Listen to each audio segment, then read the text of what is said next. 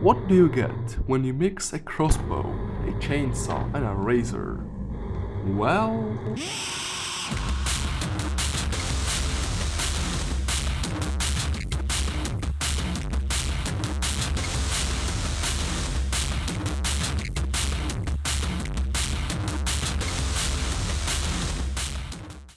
The Eviscerator is quite frankly amazing.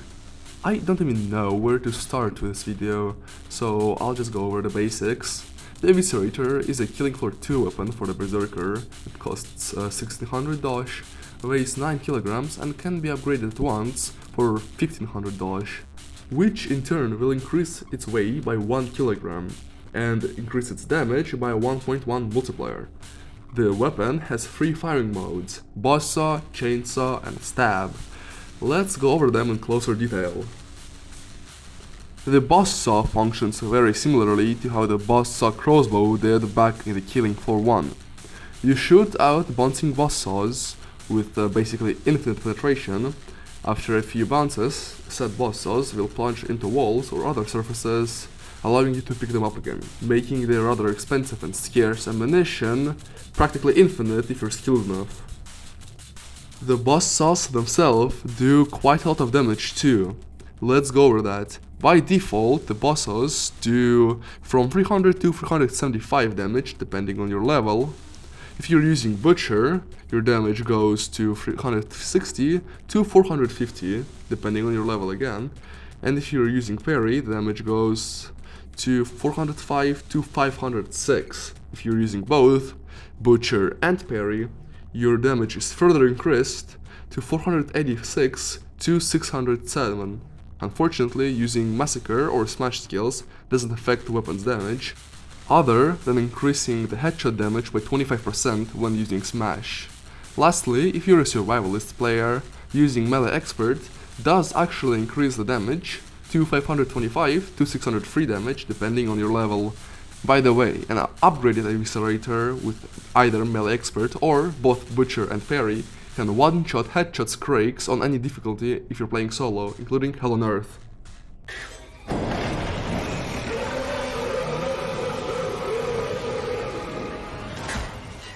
Well, felt good. The chainsaw talk is quite interesting, as it is, I'm pretty sure, the only melee attack in the entire game that does damage per tick instead of on hit. Gameplay wise, it acts as, well, a chainsaw. Since the Eviscerator has no aim down sights mechanic, holding down right click instead brings up your mon lower, making it into a Z mower. This action, however, requires ammunition in form of fuel, which is quite costly, so I suggest using it sparingly.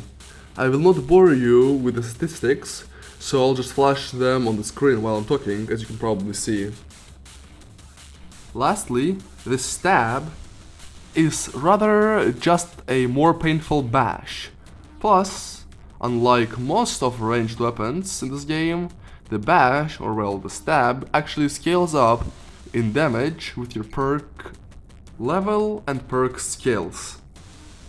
Whether you're playing as Berserker or Survivalist, this will be most likely your most used attack on the weapon, as it doesn't require any ammo, but still can dish out quite a lot of damage, as you can probably see.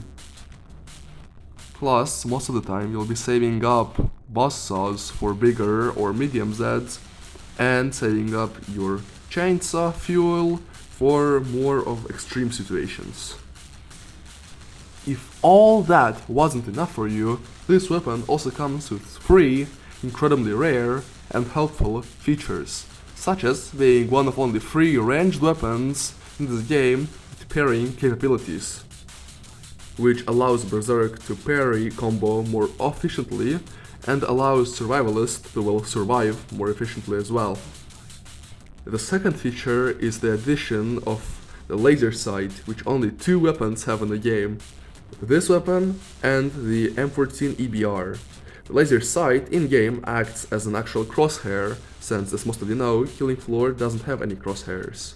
So, the addition of the laser sight allows you to get more easy headshots and decapitations with this weapon.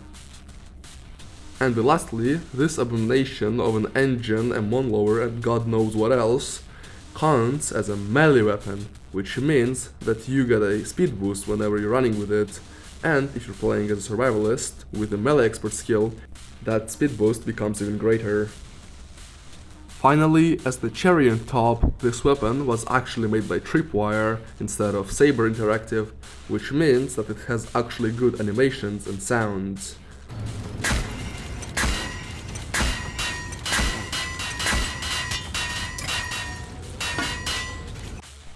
In the end, I honestly don't even know why I made this video.